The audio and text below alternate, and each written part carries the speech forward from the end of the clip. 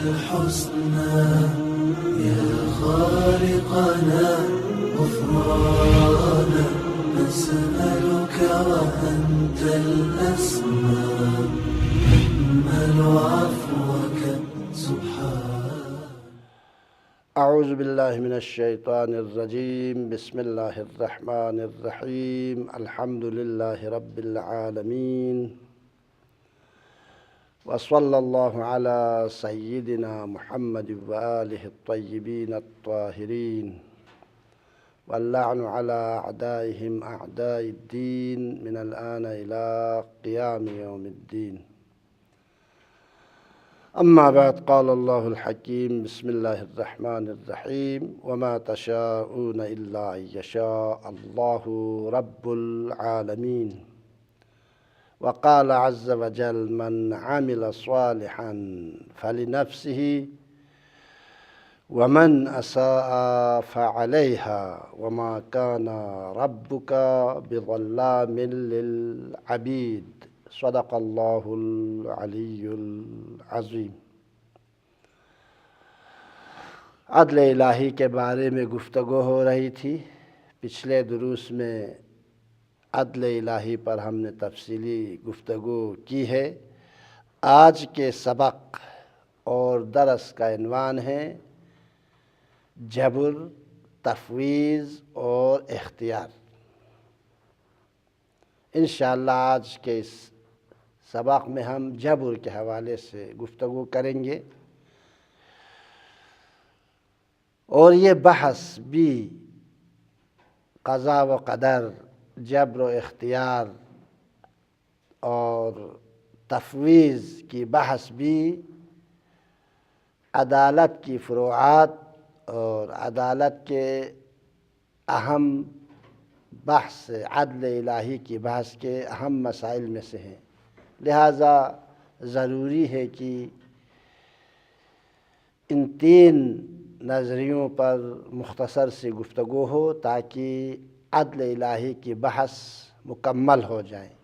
کہ جبر و اختیار کی بحث اسلام کی ہمزاد ہیں.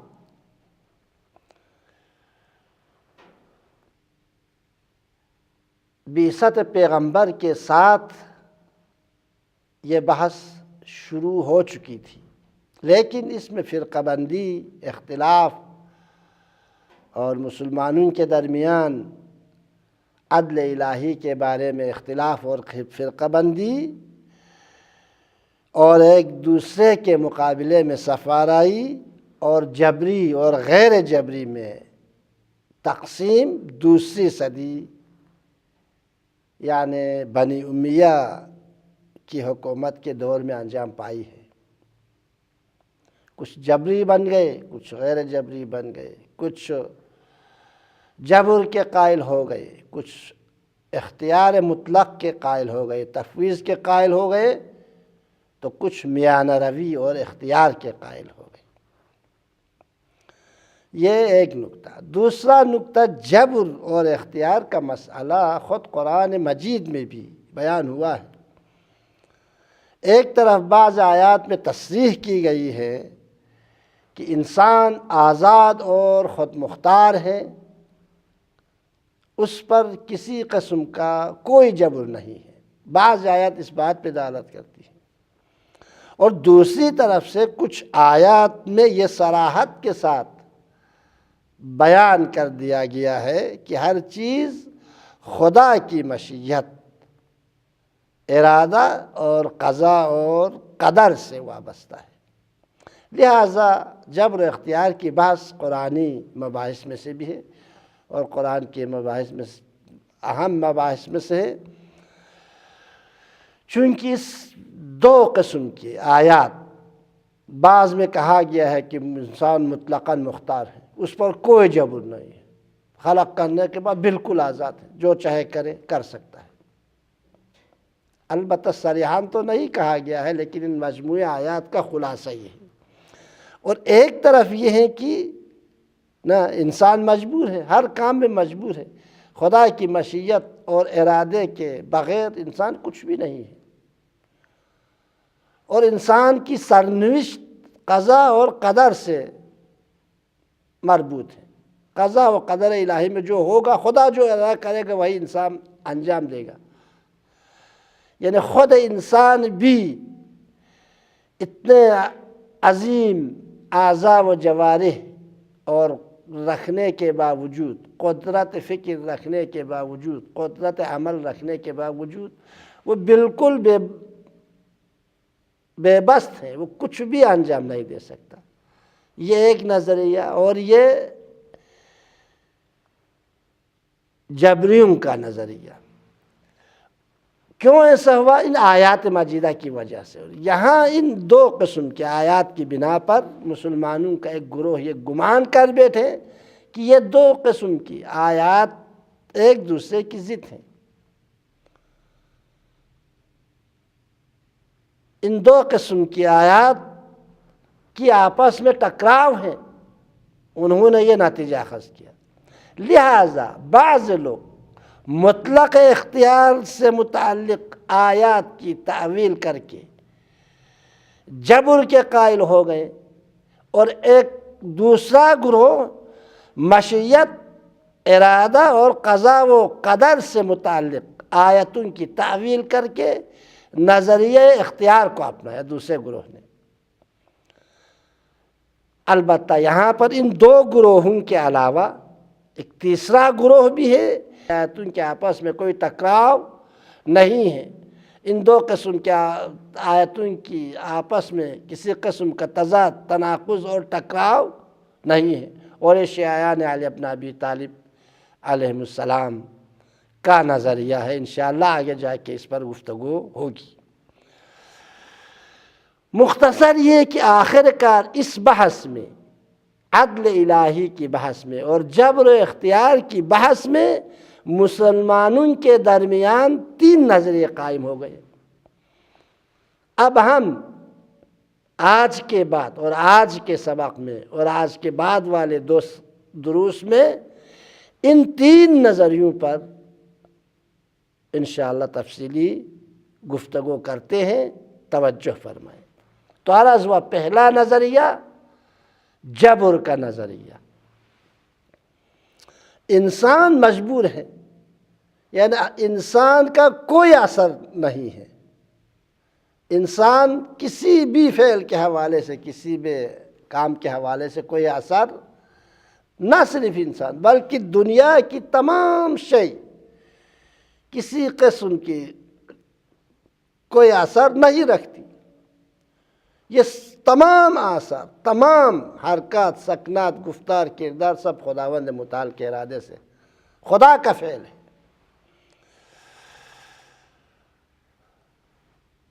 جبر کے معنی واضح ہیں۔ جبر یعنی لغت میں زبردستی سے کوئی کام کرانے کو کہتے ہیں، کسی اور پر زبردستی کرے اور اس سے کوئی کام کرائے، اسے جبر کہتے ہیں۔ اور علماء اور متکلمین اور اسلامی دانشوروں کی اصطلاح میں، خصوصاً متکلمین کی اصطلاح میں، جبر کا معنی یہ ہے کہ انسان جو اعمال بجا لاتے ہیں یا جو کام انجام دیتا ہے، چاہے وہ اچھا ہو یا برا، خدا نے ان کو مجبور کیا ہے۔ وہ اپنے اختیار سے انجام نہیں دے رہا ہے، چاہے اچھا فعل انجام دے رہا ہو، چاہے برا کام انجام دے رہا ہو، انسان کو خدا نے مجبور کیا ہے۔ اور خدا کے بندے اور انسان اس سلسلے میں نافرمانی، خلاف ورزی اور ترک فعل پر یا انجام فعل پر ارادہ و اختیار نہیں رکھتا۔ متکلمین کی اصطلاح میں انسان جو فعل انجام دیتا ہے اس میں مجبور ہے، چاہے اچھا ہو یا برا ہو۔ تمام افعال، تمام حرکات، تمام گفتار، تمام سکنات خداوند متعال کا کام ہے۔ انسان صرف ایک وسیلہ اور سامان ہے اور ابزار کی طرح ہے۔ ان کا عقیدہ یہ ہے جو کچھ بھی پیش آتا ہے وہی اس کی پہلے سے معین شدہ سرنوشت ہے، اور انسان مجبور ہے، وہ کوئی اختیار نہیں رکھتا۔ در حقیقت انسان کسی فن کے ماہر کے ہاتھوں میں ایک بے شعور اوزار اور وسائل کی طرح ہے۔ وہ کارگر جس طرح چاہے اس وسیلے سے استفادہ کر سکتا ہے۔ مثلا ایک چاقو کی طرح ہے، ایک ارے کی طرح ہے۔ وہ چاقو جس کے ہاتھ میں ہے وہ جو چاہے کر سکتا ہے۔ اسی چاقو سے کوئی اچھا کام بھی انجام دے سکتا ہے، اگر وہ ارادہ کرے تو اسی چاقو سے جو ہے کسی کا جان بھی لے سکتا ہے۔ خود چاقو بے اختیار ہے، جس کے ہاتھ میں چاقو ہے۔ بالکل عقیدہ جبر کے ماننے والوں کا یہ انسان اس چاقو کی مانند ہے، بے اختیار ہے ہر لحاظ سے۔ خدا جو چاہے وہ اس کے انجام دینے پر مجبور ہیں، اور سب جو کچھ بھی اس کائنات میں، خلاصہ یہ ہے کہ جبری عقیدہ رکھنے والوں کا عقیدہ یہ ہے کہ جو کچھ بھی اس دنیا میں، اس کائنات میں معرض وجود میں آتا ہے وہ مشیت خدا، قضا قدر اور انسان کی سرنوشت ہے۔ دلیل کیا ہے؟ ان کی کیا دلیل ہے اس مدعا پر، اس ادعا پر؟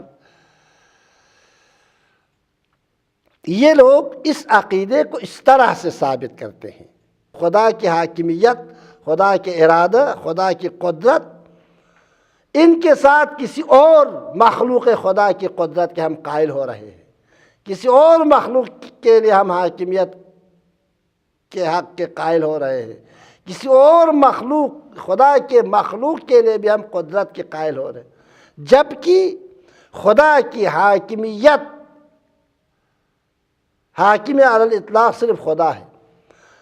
اگر کسی اور کے قدرت کے قائل ہو جائے تو اس کا معنی یہ ہے کہ ہم خدا کی حاکمیت کو محدود کر رہے ہیں، جبکہ خدا کی حاکمیت، ارادہ خدا، حاکمیت خدا، قدرت خدا سب لامحدود ہے اور نامحدود ہے۔ لہذا ماننا پڑے گا دنیا میں جو کچھ بھی وقوع پذیر ہوتا ہے اس کائنات میں وہ سب اللہ تعالیٰ کا فعل ہے، اور اس میں انسان کا اور دوسرے اشیاء کا، دوسرے موجودات کا کوئی عمل دخل نہیں ہے۔ خدا جس طرح ارادہ کرے گا انسان اسی طرح کام انجام دے گا، اور جو کچھ بھی معرض وجود میں آتا ہے، یہاں تک کہ انسان کے، حتیٰ انسان کے افعال، کردار، اعمال، حتیٰ ارادہ، فکر بھی خداوند متعال کی مشیت اور ارادہ اور قضا اور قدر سے وابستہ ہے۔ اور جبر کے عقیدہ رکھنے والے گروہ کو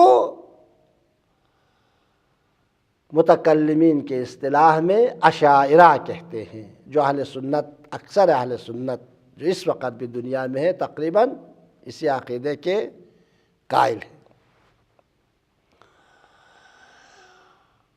یہ عرض ہوا کہ اسلام کی ہمذات ہے یہ عقیدہ، جبر، اختیار، تفویض وغیرہ کا عقیدہ، لیکن بنی امیہ کے دور حکومت میں، اس نقطے کی وضاحت ضروری ہے، بنی امیہ کے دور حکومت میں یہ عقیدہ اپنے عروج پر پہنچ گیا، اور بنی امیہ خصوصاً معاویہ ابن ابی سفیان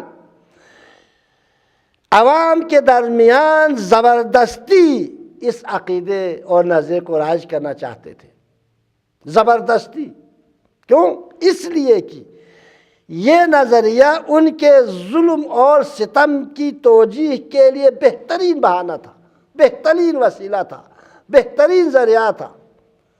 عقیدہ جبر کے ذریعے وہ اپنے ظلم و ستم کی توجیہ کر سکتے تھے، لہذا بنی امیہ کے دور میں زبردستی عقیدہ جبر کے قائل ہونے پر لوگوں کو مجبور کیا گیا۔ کیوں؟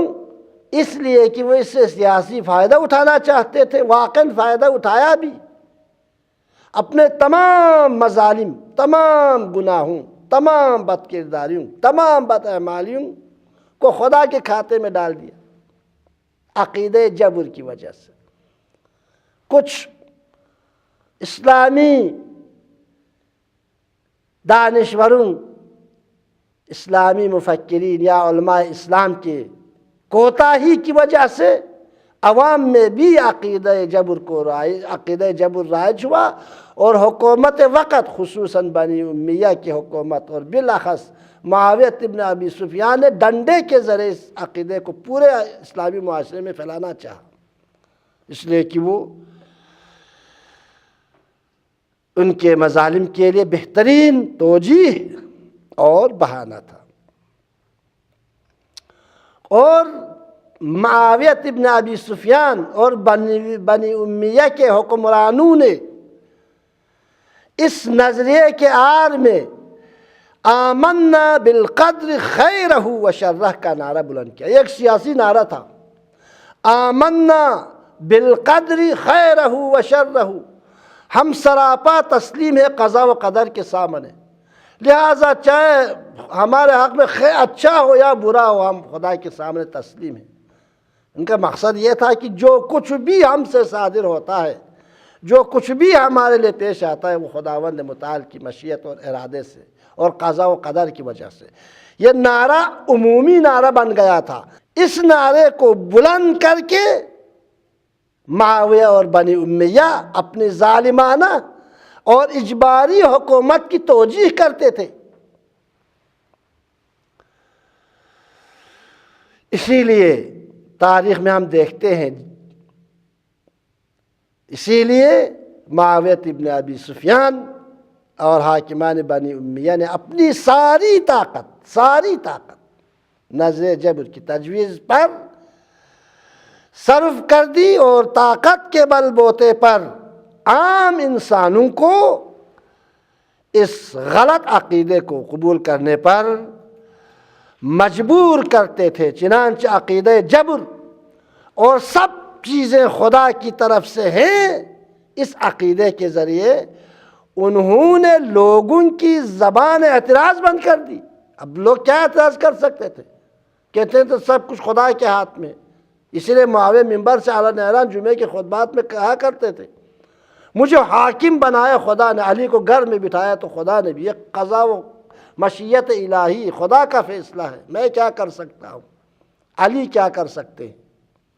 خود جمعات کے خطبات میں نقل ہوئے یہ جملہ، مجھے حاکم بنایا ہے تم لوگوں پر، خدا نے بنایا ہے، علی کو گھر میں بٹھایا ہے، خدا نے بٹھایا، نعوذ باللہ۔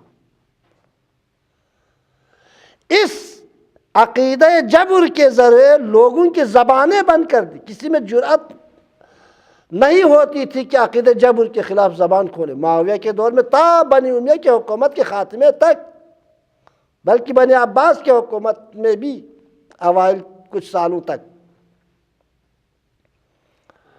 لوگوں کے زبان اعتراض بند کر دی،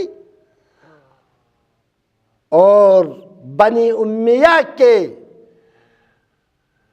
ناجائز حکومت کے تمام ظلم و ستم، واقعی عجیب ہے، بنی امیہ کی ناجائز حکومت کے تمام ظلم و ستم، تمام خون ریزیاں اور تمام فتنہ و فساد کی آسانی سے توجیہ ہونے لگی عامت المسلمین کے درمیان۔ واقعی عجیب مسئلہ ہے۔ یہ ایک طرف سے لوگوں پر پریشر ڈالتے تھے عقیدہ جبر کو اختیار کرو، دوسری طرف سے وہ انسان کی آزادی اور اختیار اور خود مختاری کے نظریے کو ہزاروں بے گناہ افراد اس جبر اور اختیار کے بحث کے راہ میں، ہزاروں بے گناہ افراد اسی راہ میں بے جرم و خطا مارے گئے۔ نہ کوئی جرم تھا، صرف جرم یہ تھا وہ کہتے تھے نہیں خدا نے ہمیں آزاد خلق کیا ہے، البتہ کچھ محدودیت ہے لیکن آزاد خلق کیا۔ جو بھی جس کا بھی یہ عقیدہ ہوتا تھا سب کو قتل کر دیا جاتا تھا۔ لہذا تاریخ میں ملتے ہیں ہزاروں بے گناہ افراد اسی عقیدے جبر کے نفاذ کے لیے، عقیدے جبر کے اسلامی معاشرے میں عقیدے جبر کو پھیلانے کے لیے ہزاروں بے گناہ افراد بے جرم و خطا مارے گئے، انہی افراد میں سے اس وقت کے دو معروف عالم دین جناب غیلان دمشقی اور معبد جہانی بھی اسی راہ میں مارے گئے، چونکہ یہ دونوں اختیار کے قائل تھے، آزادی کے قائل تھے۔ بنو امیہ کی حکومت نے ان کو قتل کر دیا، ان کی گردن اڑا دی، تاکہ چونکہ یہ علماء تھے، بااثر شخصیات تھے، تاکہ لوگوں پر ان کے عقیدے کا اثر نہ ہونے پائے۔ اور معاویہ ابن ابی سفیان اور بنی امیہ کے دوسرے ظالم حاکم اس غلط عقیدے کی وجہ سے، اس غلط عقیدے کی بار بار اس لیے تکرار کرتا ہوں واضح ہو جائے اس عقیدے کے اساس اور بنیاد کیا ہے۔ معاویہ ابن ابی سفیان اور بنی امیہ کے دوسرے ظالم حاکم عقیدہ جبر کی وجہ سے نہ صرف اپنی عیش پرستی اور نشاط پروری میں لوگوں کے اعتراض سے بچ گئے، بلکہ ظالم بادشاہوں کی، نعوذ باللہ، ظالم بادشاہوں کی تمام خون ریزیوں اور وحشیانہ ظلم و ستم کو بھی خدا کا فعل قرار دیا جاتا تھا اور سب قبول کرتے تھے۔ کوئی اعتراض کرتا اس گردن اڑا دیا جاتا تھا۔ کیوں؟ اس لیے کہ عقیدہ جبر کی روح سے بنی امیہ کے ظالم حکمران ان مظالم کے انجام دینے پر مجبور تھے۔ عقیدہ جبر کا نتیجہ یہی ہے۔ معاویہ مجبور تھے ہزاروں لوگوں کو قتل کر دیں، عبد الملک ابن مروان مجبور تھا اس عقیدے کے مطابق، جو بھی ان کے خلاف سر اٹھائے قتل کر دے، اور کہتے تھے یہ خدا نے قتل کیا، نعوذ باللہ۔ اسی لیے مشہور صحابی جو ثقیفہ میں انصار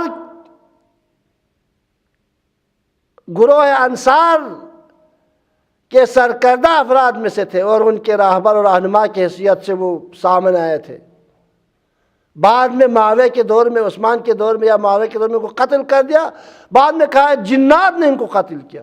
تاریخ میں اس وقت آپ تاریخ پڑھیں گے تو قتیل الجن کے نام سے معروف ہو گئے، خدا کے غائبانہ لشکر نے آ کے ان کو قتل کیا۔ اس قسم کی غلط توجیہات کرتے تھے۔ عقیدہ جبر کی روح سے تمام انسان کے تمام افعال، خصوصاً ظالم حکمرانوں کے تمام ظلم اور ستم کو بھی خدا کا فعل قرار دیا جاتا تھا۔ کیوں؟ اس لیے کہ یہ بات واضح ہے، کیونکہ عقیدہ جبر کی روح سے بنی امیہ کے ظالم حکمران ان مظالم کے انجام پر مجبور تھے، لہذا اسی بنا پر چونکہ یہ معاویہ اور بنی امیہ کی حکومت کے حق میں تھا یہ عقیدہ، اسی بنا پر اشاعرہ کا رجحان حکومتی مذہب بن گیا۔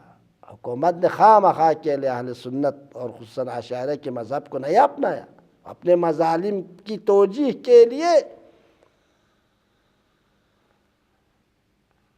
جبر کے عقیدے کے ماننے والوں کی انہوں نے حمایت کی، اور جیسا کہ عرض ہوا واقعاً جبریوں کا عقیدہ اور اشعری دبستان کی کامیابی اسلامی امہ اور اسلامی دنیا کو بہت مہنگی پڑی، جس کی سزا آج بھی نہ صرف اس وقت 1400 سالوں میں، اور آج بھی اسلامی امہ کو بھگتنا پڑ رہا ہے۔ اور عقیدہ جبر کی کامیابی در حقیقت اگر یوں کہا جائے تو بے جا نہ ہوگا، عقیدہ جبر کی کامیابی در حقیقت فکر، نظر اور حریت و آزادی پر جمود اور تحجر کی کامیابی تھی۔ جبر و تفویض کی جنگ گرچہ سنی دنیا سے تعلق رکھتی ہے اور سنی دنیا سے تعلق رکھتی تھی، شیعہ علی نے کبھی نہ تفویض کا عقیدہ اختیار کیا نہ جبر کا عقیدہ اختیار کیا، یہ سنیوں کے دو گروہ، سنی حضرات دو گروہ میں بٹ گئے، ایک جبری بن گئے، ایک غیر جبری بن گئے، ایک تفویض کے قائل ہو گئے، اختیار مطلق کے قائل ہو گئے، ایک جبر کے قائل ہو گئے۔ گرچہ اشعریت اور اعتزال کی جنگ سنی دنیا سے تعلق رکھتی تھی، لیکن اشعریت کی جمود پسندی اور تحجر گرائی کے آثار سے شیعت دنیا بھی محفوظ نہیں رہ سکی، اور واقعاً یہ بات باعث افسوس ہے۔ مختصر یہ ہے کہ مکتب جبر اور عقیدہ جبر کے قائل افراد کی نظر میں دنیا کی کوئی چیز، دنیا کی کوئی شے، حتیٰ انسان بھی کسی قسم کا کوئی اثر نہیں رکھتی۔ یہ سارے آثار اور یہ سارے افعال، یہ سارے کردار براہ راست خدا سے تعلق رکھتے ہیں، لہذا بندوں کے افعال کا بھی براہ راست خالق اور انجام دینے والا نعوذ باللہ حتیٰ برے اعمال اور افعال کیوں نہ ہو خدا کی ذات ہے۔ خود بندہ خدا اپنے افعال اور اعمال کا خالق نہیں ہے، اور اس عقیدے کو عقیدہ جبر کہتے ہیں، اور اس عقیدے کے ماننے والوں کو اشاعرہ کہتے ہیں، اس لیے کہ اس عقیدے کے بنیاد رکھنے والا شخص جناب ابو الحسن اشعری تھے، لہٰذا اسی وجہ سے ان کو اشاعرہ کہا گیا، جو عدل الہی کے منکر ہے، یا عدل الہی کے منکر ہے۔ اس وقت ہم نے پچھلے دروس میں، پچھلے مباحث میں جس عدل سے ہم نے بحث کی ہے، اس عدل کو اشاعرہ قبول نہیں کرتے، یہ عدل الہی کے منکر ہے۔ لیکن عرض ہوا یہ عقیدہ سراسر غلط ہے، یہ عقیدہ سراسر باطل ہے، یہ عقیدہ سراسر اسلامی تعلیمات کے منافی ہے، جسے متعدد دلائل اور براہین کے ذریعے باطل اور غلط ثابت کیا جا چکا ہے۔ انشاءاللہ آنے والے سبق میں ہم اس عقیدے کے فاسد اور غلط ہونے پر کچھ دلائل آپ حضرات کی خدمت میں بیان کریں گے انشاءاللہ۔ والسلام علیکم ورحمۃ اللہ وبرکاتہ۔